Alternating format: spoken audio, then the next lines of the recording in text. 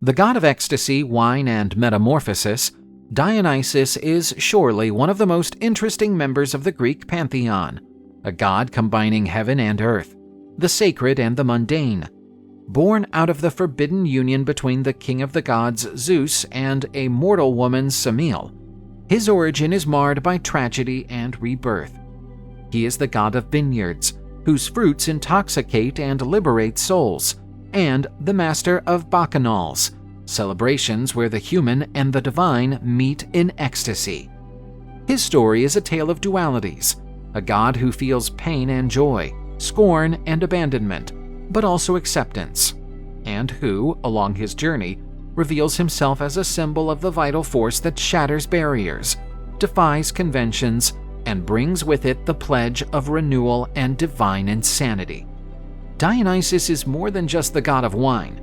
He is the harbinger of the wild essence that dwells within all beings, the liberator of hearts trapped by the chains of reason.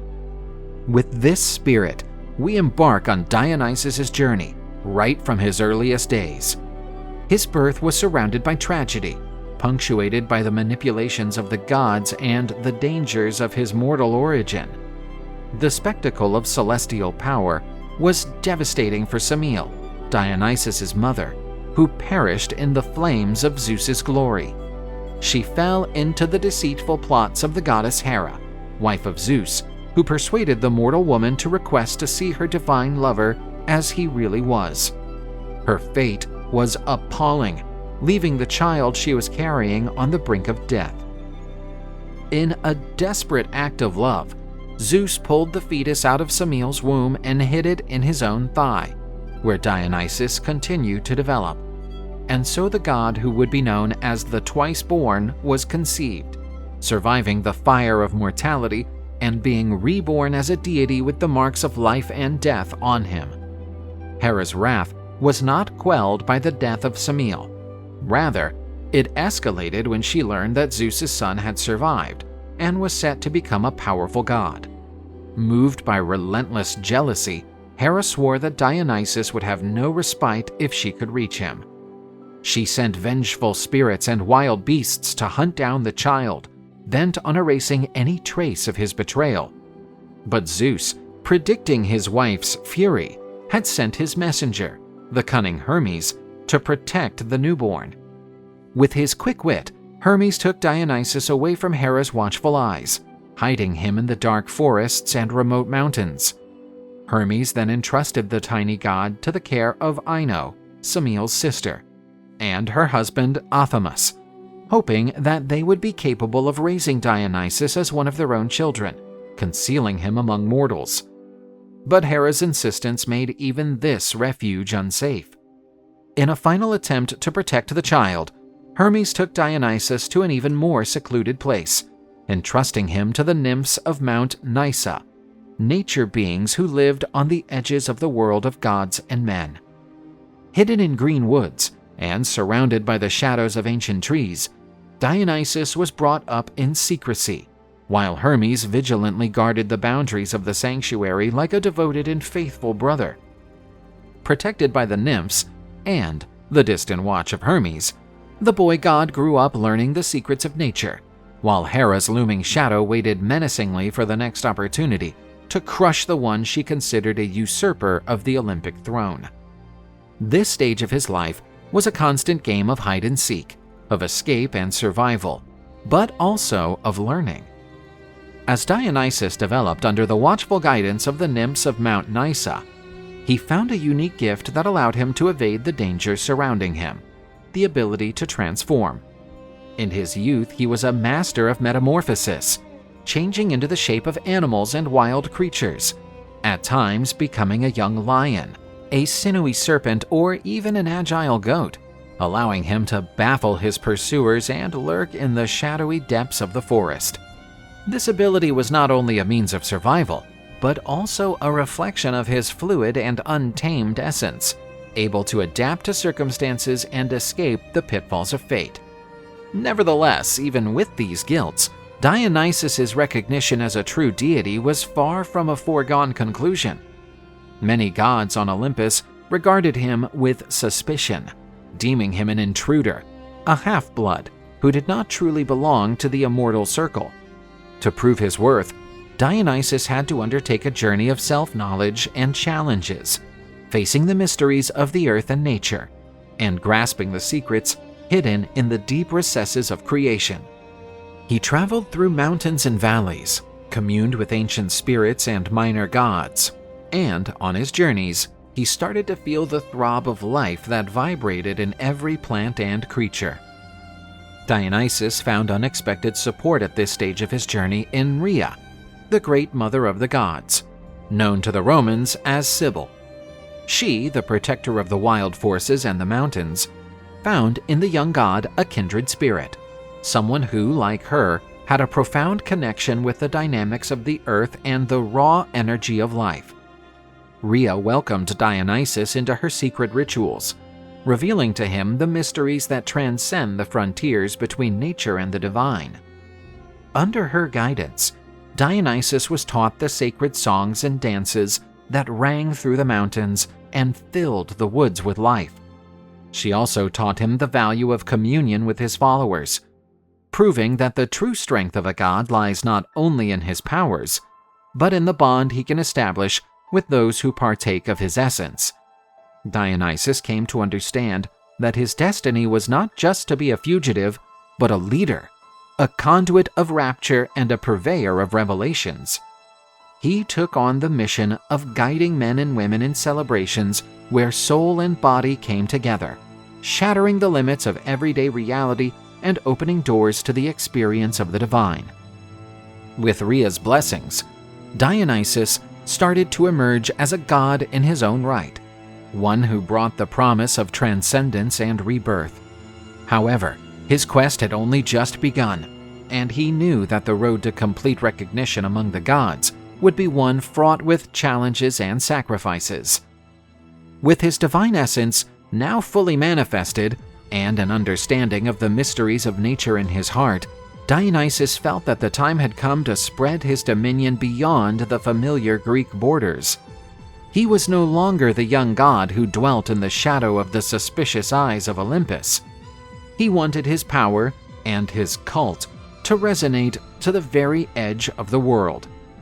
With its immense and exotic lands, India became his next destination, a place where the unknown and the mysterious were awaiting his arrival. The journey to India was a litmus test of his divinity, a journey that would prove his strength to mortals and immortals alike.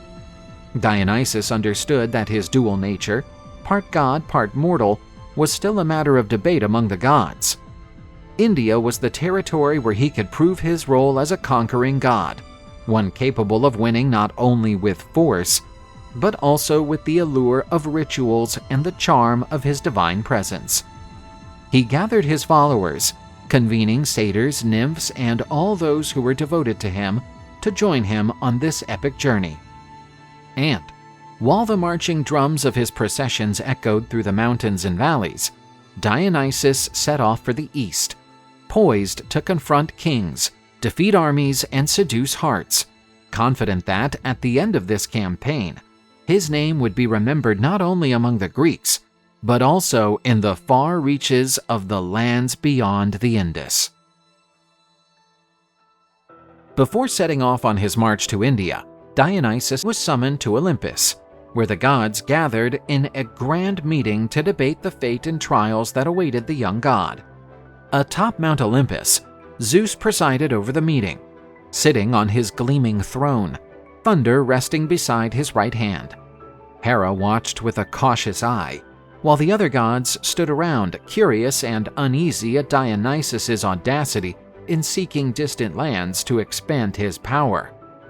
Zeus raised his voice and said, "Dionysus, my son, you who were born twice and twice tested, are now about to embark on a journey that will not only test your strength, but also your cleverness and your spirit.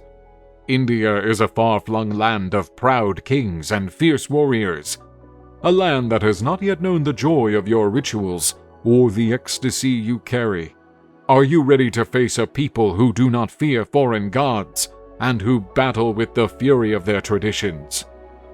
wrapped in a leopard skin cloak, and with an ivy wreath on his head, Dionysus bowed before his father, his eyes sparkling with the resolve of someone who had faced dangers before. "Father, great Zeus, I am now ready to take my cult to distant lands and show that my strength is not confined to Greece. The peoples of India will know the power of the ecstasy and freedom that I offer, and their kings will bow down before me, not in terror of swords, but in awe of my revelation." Dionysus's reaction prompted the surrounding gods to murmur amongst themselves. Ever concerned with strategy and the rationale of battles, Athena approached and spoke frankly. "Dionysus, your mission is ambitious, but your weapons are different from ours. You carry ecstasy and joy, but India is a land of stern warriors who see their glory in battle. Never underestimate the strength of Deriades, the Indian king, nor the endurance of his soldiers." Ares, the god of war, stood next to Athena and unleashed a raspy laugh, echoing throughout Olympus. Let Dionysus go, Athena. Let him prove his valor in fields of blood. His words brought a dark smile to Hera's face, as she saw the possibility of Dionysus suffering a tragic end. The goddess of the home and the sacred fire, Hestia, intervened with a more placating tone. Dionysus is not merely seeking war, but transformation. This is how he can find a way to touch the hearts of the Indians. But, dear young god, remember that the journey will also require sacrifices and losses. Are you prepared to pay that price? Zeus observed the exchange of words between the gods, pondering each one, until he finally declared, My son, you will have our eyes upon you, but your success or failure will be determined by your own strength. Go, my child, and take with you the essence of the gods, but be aware that the path to full divinity is one paved with trials that none of us can foresee. With Zeus's blessing and the gods' vigilance, Dionysus left Olympus, descending into the human world with the conviction that his journey to India would be a watershed, a test of both his endurance and ability to transform and be transformed. So, while the gods watched from the heavens, the young god, with his army of wild and loyal followers, he prepared to meet the fate that awaited him in the mysterious and faraway lands. Draped in leopard skins and crowned with ivy, Dionysus made his way towards the distant lands of India, guiding his exuberant entourage of satyrs, nymphs, and human followers who had sworn an oath of allegiance to his cult. The road was long, through steep mountains and rolling green valleys, but each stage of the journey was lined with celebrations. The group would surrender to the charms of wine around bonfires, dancing the night away, turning each stop into a mystical feast. The scent of the divine beverage filled the air, and the songs reverberated through the forest, as the euphoric laughter rang out as if the ground itself were gladdened by the presence of the god. But, while the celebrations were constant, few understood the tragic story behind that sacred drink.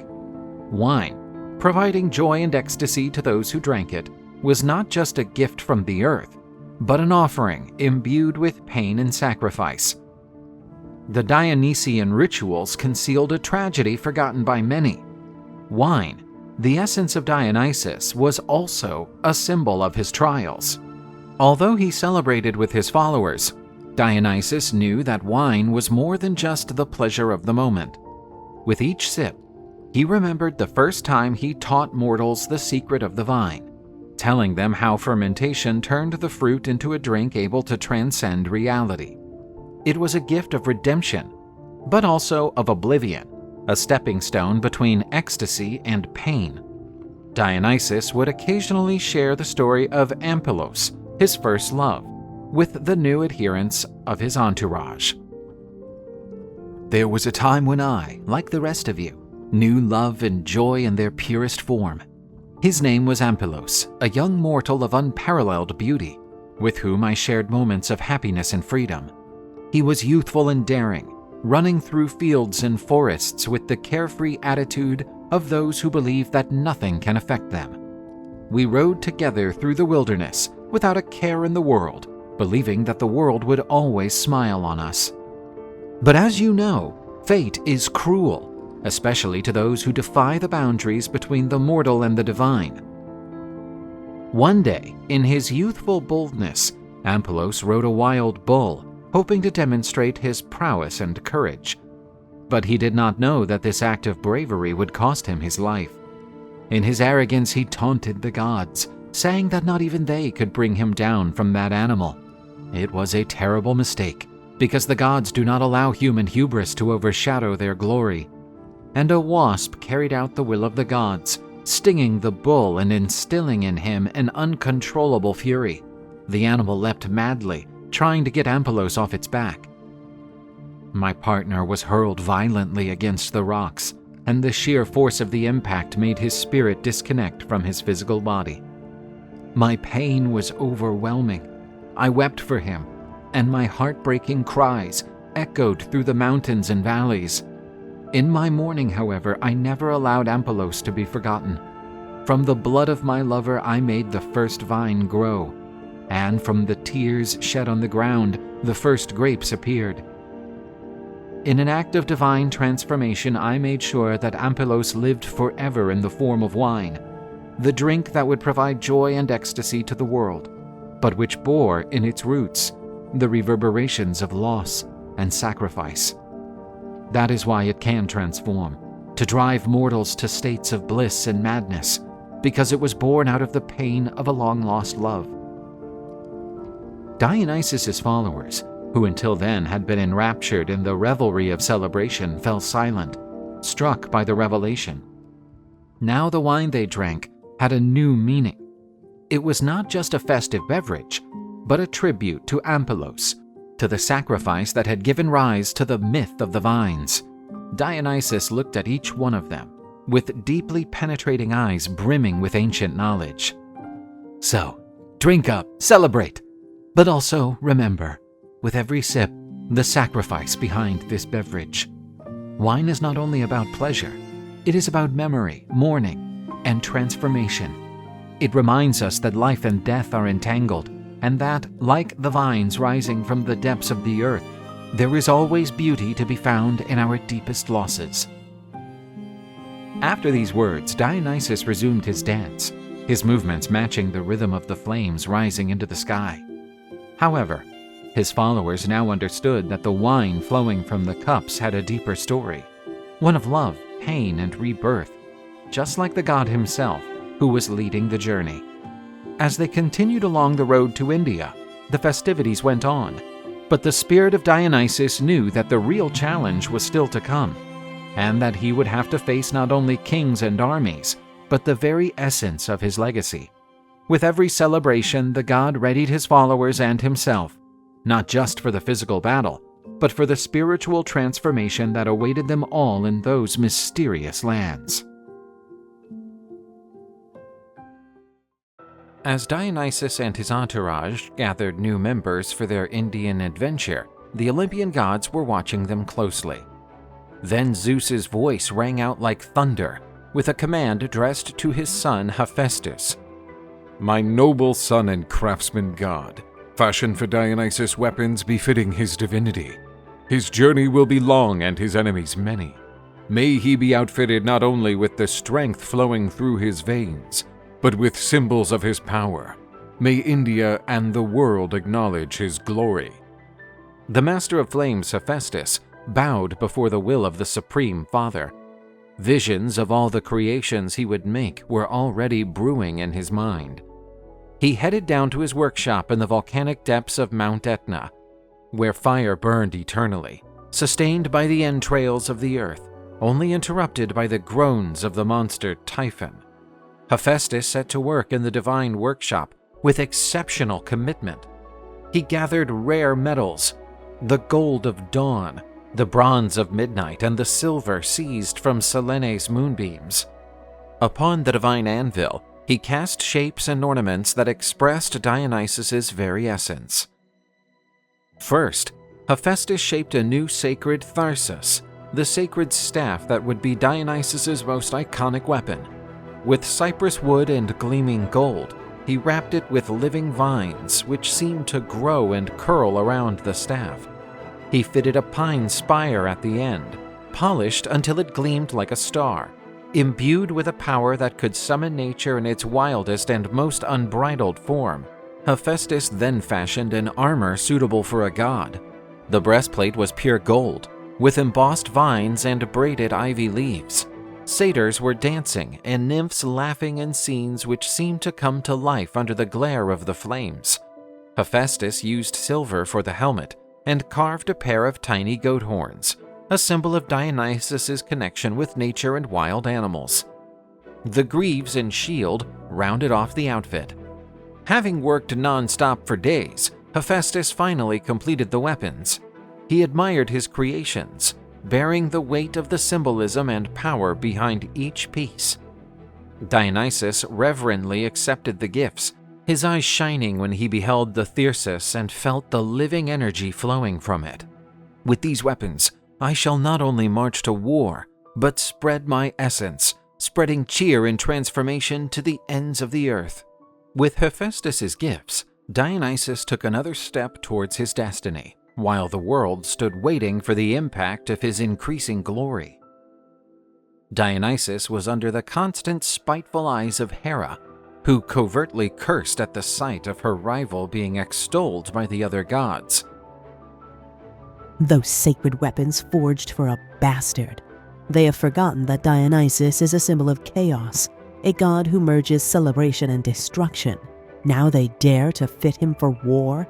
Such fools are these gods who praise his rise, blind to the danger he poses. Nevertheless, Hera knew she could not act directly against him at that moment. Fate was protecting him, and Zeus had his eyes on his beloved son. However, Hera, shrewd as ever, started to make plans. If I cannot stop him now, may he be defeated on his journey. Let his glory turn to shame and his legacy become ashes like his wretched mother. Dionysus and his entourage were holding a celebration to receive the weapons and armor made by the god of forges to equip his followers. The bacchants, the satyrs and their faithful adherents, were now also ready for war. The night was swept by singing and dancing. The satyrs chanted joyful songs around burning bonfires.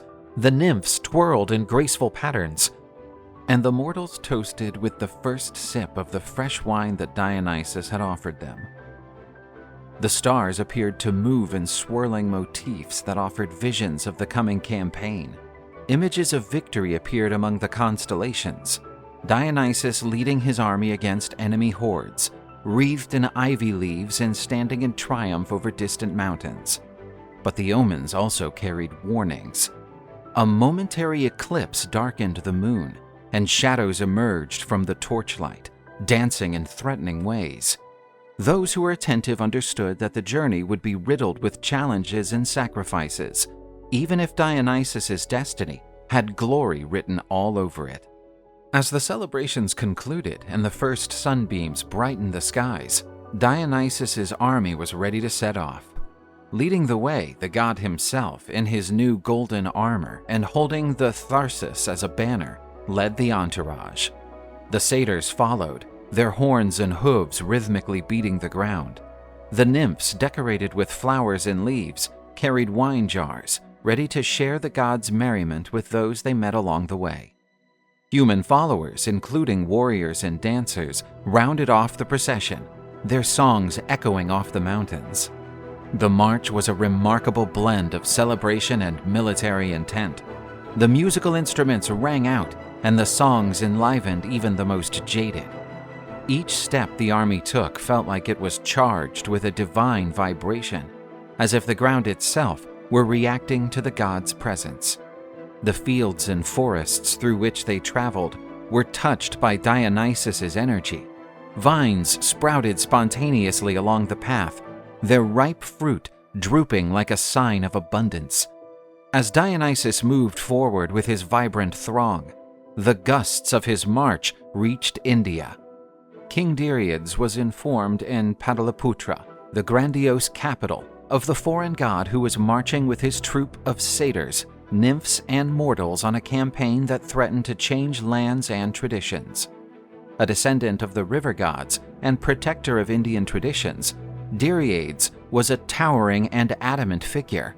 Son of the river god Hydaspes and the nymph Astris, he embodied the power and strength of the waters running through Indian lands. His body was as strong as mountains, his eyes shone like the sun's reflection on a roaring river, and his voice bore the weight of thunder. Deriades was not merely a warrior king. He stood as a symbol of his land's cultural resistance to foreign influences.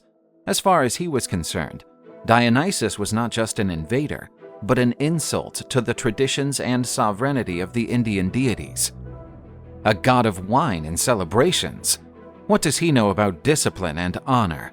About the strength of the waters that mold these lands? We will not bow to a foreigner who dances while others toil. Deriades called together his generals, warriors, and even supernatural allies. He vowed to defend India with all his force, turning the Ganges and other sacred rivers into natural barriers against Dionysus's progress. He also looked for support from the local deities, who, torn between fear and pride, seemed reluctant to welcome a new deity who threatened to upset the balance of power. Omens started to appear at Deriades' court. Reports told of vines growing where the army of Dionysus had passed, and of wine's transformative power to break down cultural and emotional boundaries. Anyone who had previously challenged Deriades saw him as an impenetrable mountain to climb, a wall that no divine or mortal power could topple easily. The clash between Dionysus and Deriades was therefore outlined as a clash of civilizations, a struggle between transformation and preservation, celebration and resistance. With his joyful spirit and divine power, Dionysus challenged Deriades, the symbol of a highly ingrained culture. As Dionysus prepared to take over, Deriades took up arms to protect. The field was ready, and the war drums began to echo. Confrontation was inevitable. Dionysus assembled his followers and marched to face the army of the Indian king Deriades. Responding, the Indian army organized itself. Warriors clad in shining armor and elaborate weapons stood in line under the Deriades banner. Minor river gods and other supernatural entities joined the cause, intent on defending their land against what they perceived as a divine invasion. While war was imminent, joy was infectious. There was constant celebration, reflecting the essence of the god himself.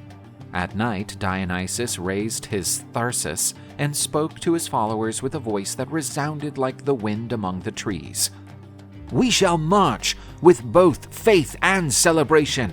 Every step we take is a dance, every stroke a celebration of life.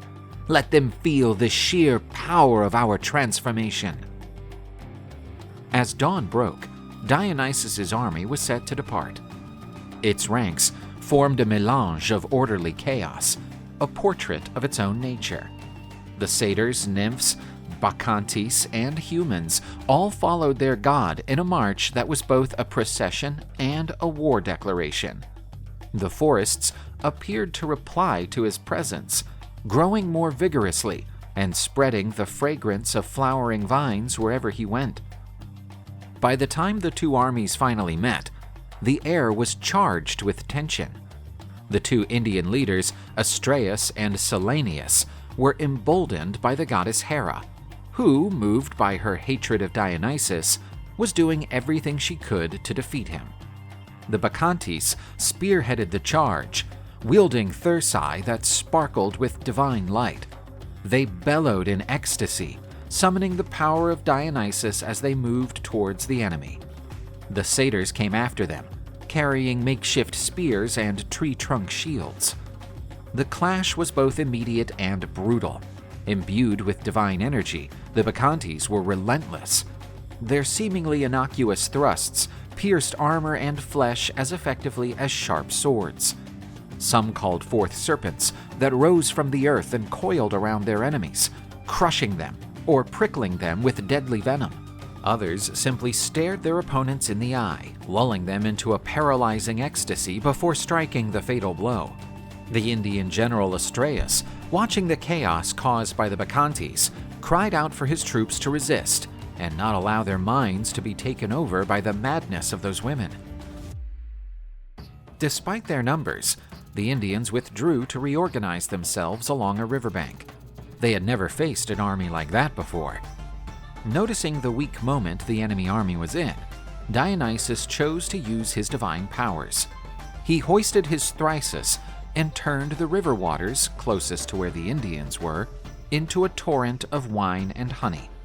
The sweet, intoxicating aroma rapidly spread through the opposing army. Enticed by the divine fragrance, the Indian warriors dropped their weapons and rushed to drink the concoction they had never tasted before. It was sweeter and more powerful than any other drink they knew, and brought about an immediate transformation. Some were laughing and dancing, entirely oblivious to the battle. Others fell into a profound sleep, their weapons slipping from their relaxed hands. Dionysus grinned as he witnessed the confusion. He rose his voice, proclaiming, "Behold the power of wine and celebration! Give in to joy, transformation, and ecstasy. There can be no triumph in resistance to divine truth." The battle raged on in pockets of resistance, but those who had been touched by Dionysus's blessings withdrew from the war. Thus the Dionysian army advanced relentlessly into Indian territory. At every turn, it became clearer that Dionysus's power lay not only in his strength, but in his ability to subvert and transform everything around him. Besieged by the merciless force of the god's army, the Indians turned for refuge to the sacred river Hephaestus. Urged on by Hera, the river god swelled into fury. Tall, violent waves surged like liquid waterfalls, engulfing combatants who dared to cross. Once a symbol of life, the river was transformed into a destroyer. Dionysus's followers used log rafts, boats, and even swimming horses to cross the raging river. Having crossed the river, Dionysus's army set foot firmly inside the Indian king's territory. Deriades would not allow such outrage and was bracing for the decisive battle to come. Dionysus's army advanced through Indian territory, meeting little resistance as it marched. The vast fields and dense forests echoed not with war cries, but with joyful songs and laughter carried by the wind. The locals, accustomed to the austerity of their leaders' warrior traditions, watched in astonishment at the vibrant procession following the foreign god. Wherever they passed, Dionysus's army left a trail of life and abundance.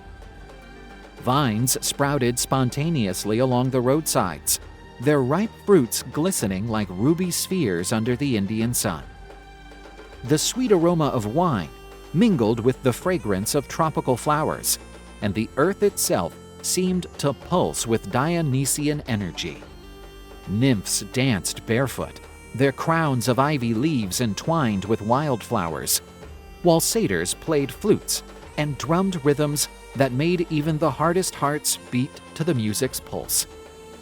The villagers along the army's path lined the roadsides, peeking from behind trees and through the windows of their clay houses. Initially wary, they were gradually enchanted by the infectious joy of Dionysus's followers. Many joined the procession, drawn by the promise of celebration and freedom. Even those who kept their distance couldn't ignore the impact of the parade. On Olympus, the goddess Hera watched everything with great displeasure. To her, Dionysus represented intolerable chaos, an affront to the order established by the gods. Determined to thwart her stepson's plans, Hera summoned Ares, the god of war, to act on behalf of the Indians preparing for the decisive battle against Dionysus's army. Ares answered his mother's call, appearing in a surge of sparks and fury in the celestial hall.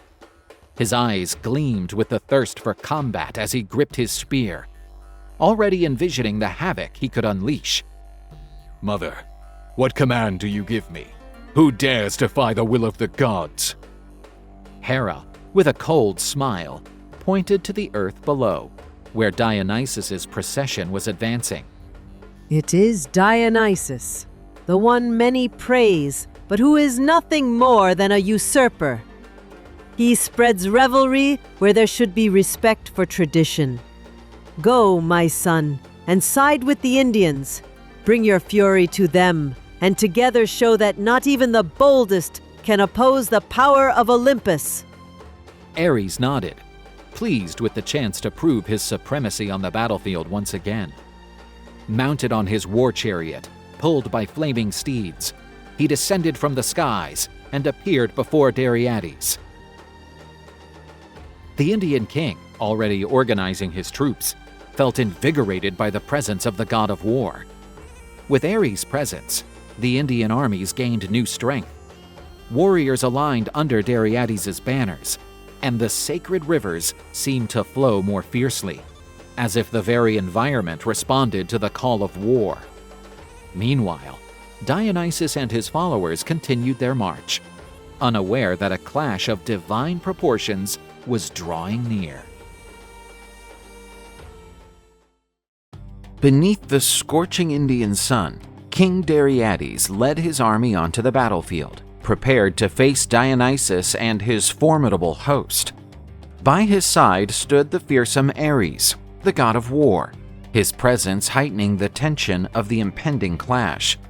With each advancing step, the army's march echoed like rolling thunder, a testament to their unwavering resolve to protect their homeland from the divine invader. A breathtaking sight, Deriades' army exuded both power and intimidation. Rows of disciplined soldiers moved in perfect formation, their armor embellished with sacred animal motifs and flowing river designs. To strike fear into their enemies, many warriors donned horse-headed masks, their hollow gazes radiating an eerie predatory intensity. These formidable fighters, known as the Sons of the River, symbolized terror on the battlefield, their spears wrapped in blue ribbons to honor the sacred waters of the Ganges. Towering war elephants advanced alongside them, resembling moving fortresses of destruction. Their massive frames gleamed beneath heavy bronze plating, which shielded their flanks and foreheads. Each elephant bore a helmet crowned with golden spikes, a deterrent against any who dared approach.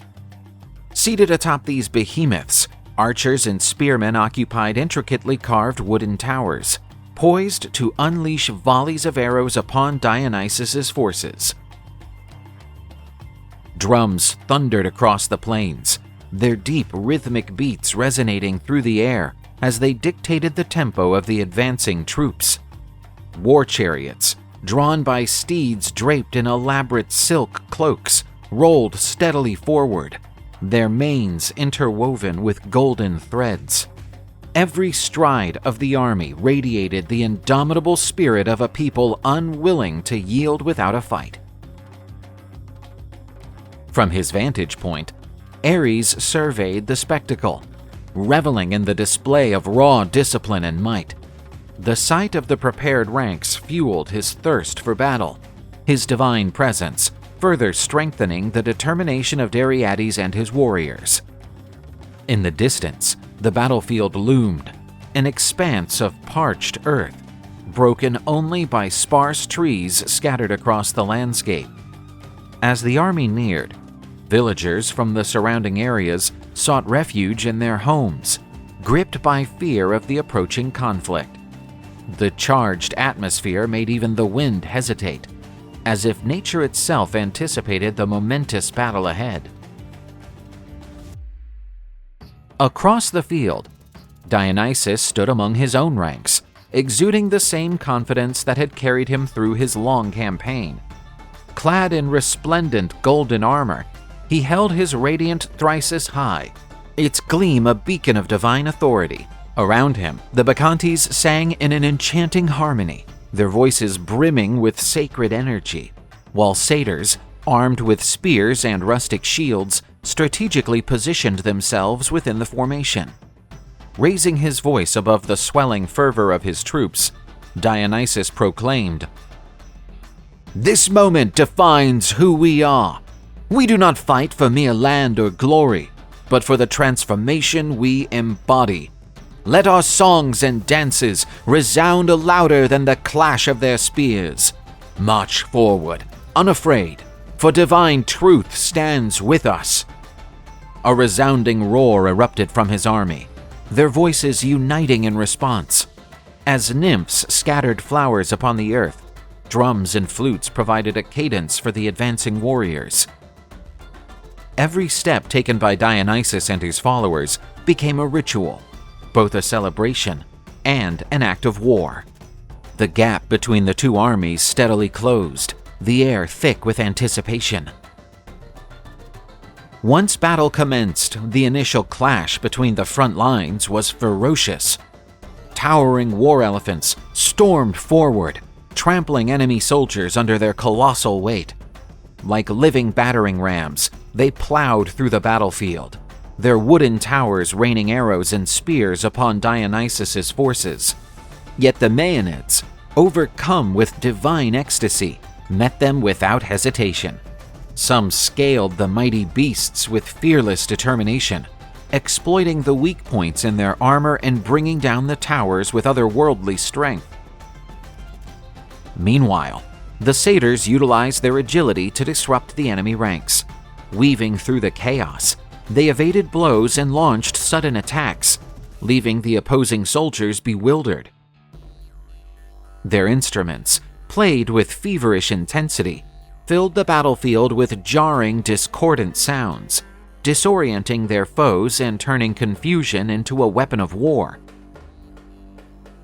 At the heart of the fray, Dionysus stood like an unshakable force, his thyrsus pulsating with celestial energy, carved through the air as he invoked his divine powers.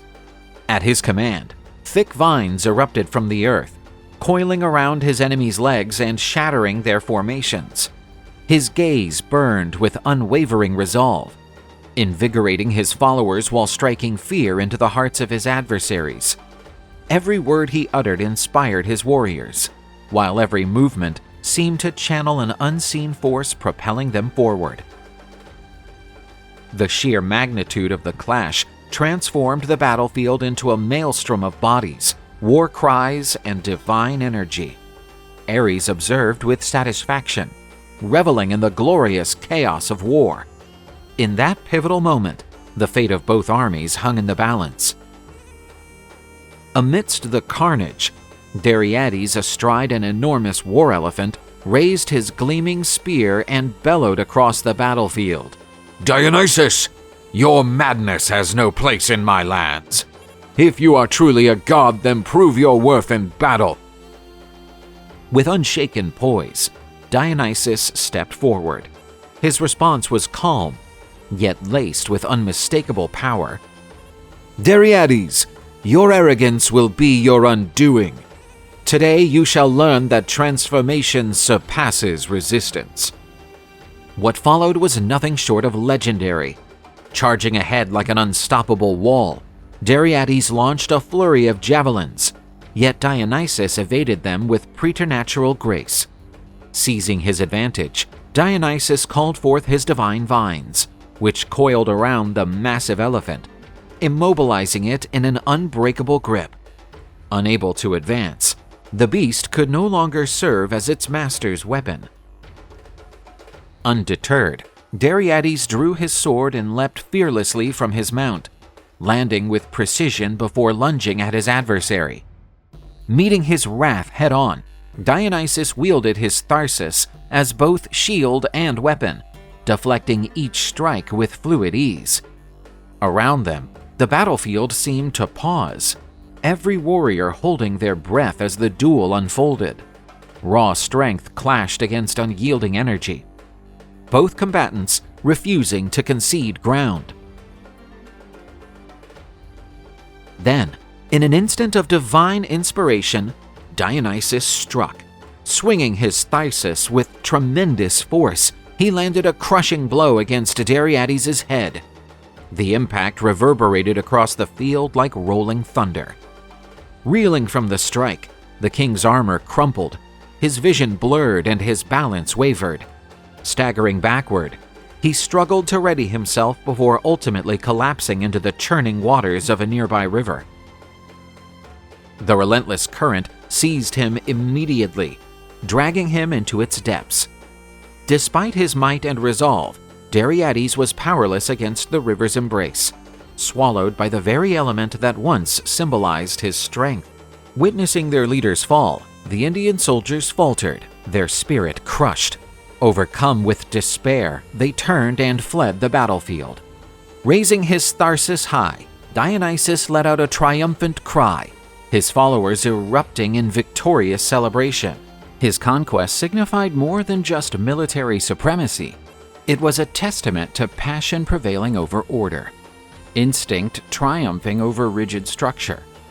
Deriades had embodied the wisdom and discipline of tradition, while Dionysus personified the uncontainable force of life, revelry, and transformation.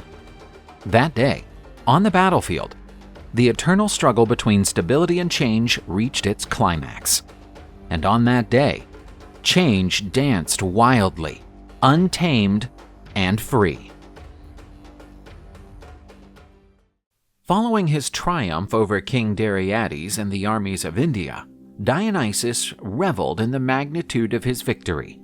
Though the battle had been arduous, the god's divine might and the unwavering devotion of his followers had secured their triumph. Strolling across the battlefield, now entwined with vines nourished by the blood of the fallen, he reflected on both the joy of conquest and the weight of the sacrifices made. To honor the warriors of both sides, he commanded that a grand funeral be held. Under the glow of a full moon, towering bonfires were kindled, and altars were adorned with cascading vines, fresh flowers, and goblets brimming with wine. The bodies of the fallen were respectfully prepared, their brows crowned with ivy wreaths and golden leaves. During the solemn ceremony, Dionysus intoned sacred hymns, invoking the gods to welcome the souls of the departed. As an offering, he poured wine onto the earth, dedicating the libation to those who had perished in battle. Encircling the flames, the bacchants, satyrs, and nymphs swayed and sang, their voices interwoven with the sounds of divine celebration. Even the human warriors, touched by the god's presence, surrendered to the intoxicating energy of the ritual. Though it was a moment of farewell, it was also a time for remembrance and reverence, an affirmation of life through death.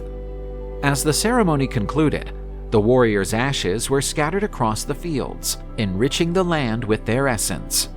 With the memory of their fallen and the transformative spirit of his cult as his guiding force, Dionysus led his army forward once more.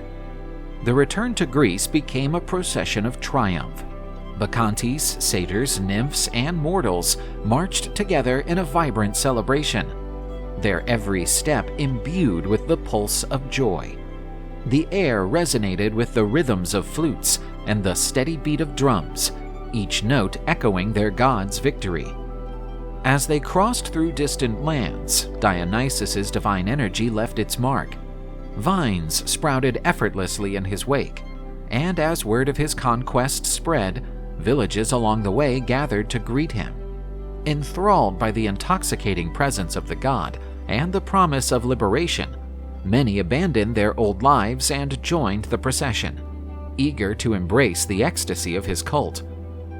Through mountains and across rivers, the journey pressed on. Omens of new challenges emerged along the way, yet Dionysus remained steadfast, knowing that his path would not only cement his divine status, but usher in a new age for those who embraced his way. With every step, the shores of Greece drew nearer, promising a welcome fit for both mortals and gods. One tranquil night during his journey, a vision unlike any other gripped his dreams. In it, a woman of unparalleled beauty appeared before him, her hair flowing like silk upon the wind, her eyes gleaming with a mixture of tenderness and quiet strength. The name Ariadne resonated within him like a celestial melody, as if the very fabric of destiny had whispered it into his soul. Standing before him in the dream, she extended her hands, and at that moment, Dionysus felt an unbreakable bond tethered between them. The connection was undeniable. When he awoke, certainty filled his heart. Ariadne had been fated to him, a companion destined to share his triumphs, to complete his essence, and to stand beside him for eternity. Determined to find her, Dionysus pressed onward, knowing their paths would soon entwine. Unbeknownst to her, fate was already shifting in Ariadne's favor. Left stranded on the island of Naxos by the Athenian hero Theseus, she awaited an uncertain future. Theseus, haunted by a vision of Dionysus, had been compelled to abandon her. In the divine dream, the god had appeared, radiant with celestial authority, claiming Ariadne as his own. Overcome with fear, Theseus dared not defy the will of the gods. Without a single glance backward, he departed, leaving Ariadne behind so that destiny could unfold as the heavens had decreed. Dionysus discovered Ariadne seated along the shore, her gaze lost upon the distant horizon. The sorrow etched into her features weighed heavy upon the air itself, suffusing the island with an atmosphere of longing and despair. Softly he approached, his steps barely disturbing the sand beneath him. When Ariadne's eyes lifted to meet his, she beheld more than just a stranger. Before her stood a divine presence, radiating warmth, comfort, and an inexplicable familiarity. Extending his hand, Dionysus spoke. Slowly, she allowed herself to believe in the god before her. Dionysus shared his dream, the vision that had led him to her. With gentle conviction, he vowed that as long as she walked by his side, loneliness and sorrow would never touch her again. Their union marked a turning point. By Dionysus's decree, Ariadne was gifted immortality, ascending beyond her mortal bounds to become his eternal companion. In a final act of devotion, he lifted the crown she had worn during their wedding and cast it into the heavens, where it became a constellation of glittering stars, a symbol of their everlasting love. The celebration of their marriage transcended realms. Mortals and immortals alike gathered in revelry, their voices raised in song and joy. Wine flowed endlessly, laughter echoed through the heavens, and the rhythm of the dance was ceaseless.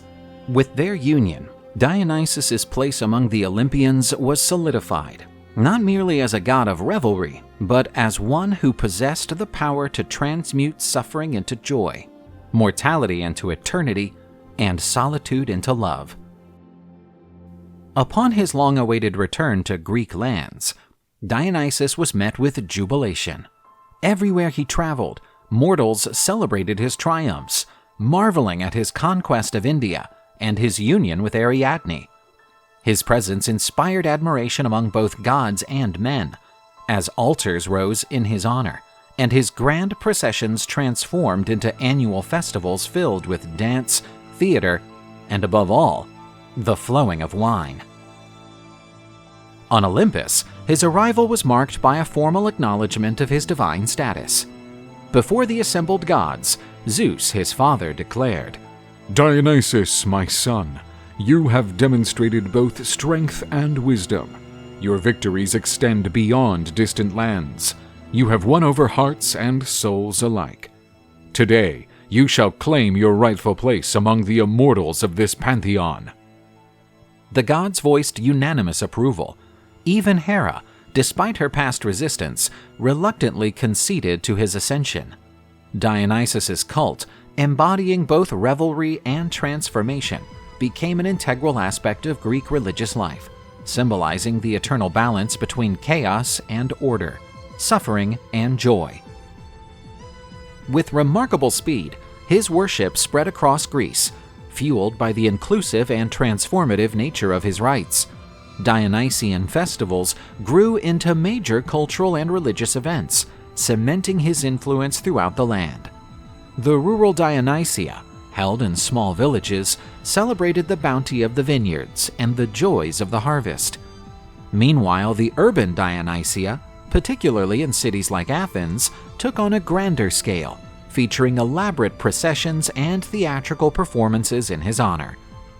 Among the most significant expressions of his worship was the birth of theater, which flourished under his divine patronage.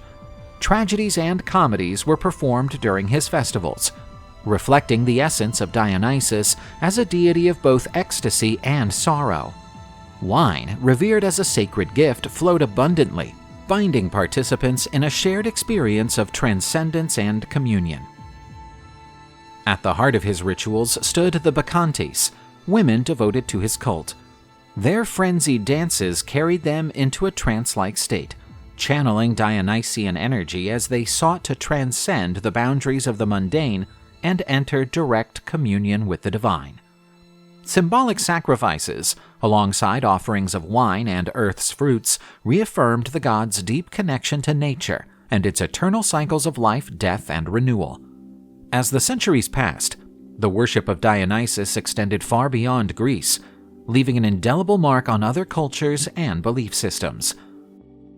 When his cult reached Rome, the god merged with Bacchus, retaining his core attributes of ecstasy, transformation, and liberation. The festivals dedicated to him, Bacchanalia, became infamous for their uninhibited revelry, blending mysticism with pleasure. Initially held in secret, these rites took on an air of mystery, shrouded in both allure and controversy. The Bacchanalia, characterized by ecstatic dances, intoxicating wine rituals, and visionary experiences, drew both fervent followers and wary detractors. Some viewed these ceremonies as a challenge to the social order, and their unrestrained nature eventually provoked a decisive reaction from the Roman authorities. In 186 BC, the Senate passed the infamous Senatus Consultum de Bacchanalibus, imposing strict regulations on Bacchic celebrations. Despite these restrictions, the cult of Bacchus persisted, evolving to fit Roman traditions while ensuring that the spirit of Dionysus endured across time.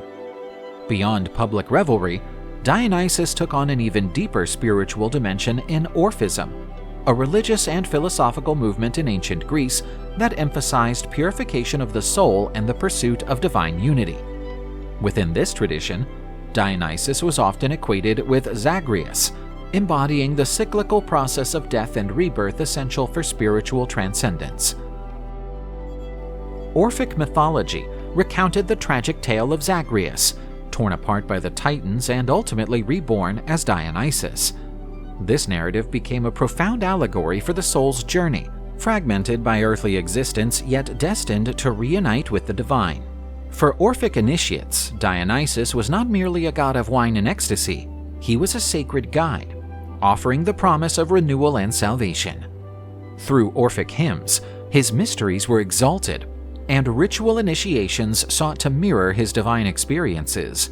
Devotees believed that through these sacred rites, the soul could undergo purification, breaking free from the confines of the material world and achieving a direct, transformative connection with the divine. In this way, Dionysus transcended his role as a deity of earthly revelry. He became a profound symbol of spiritual metamorphosis, weaving together sorrow and joy, mortality and immortality, destruction and rebirth. His myth and worship united the human with the divine, shaping a legacy that endured far beyond the festivals that bore his name.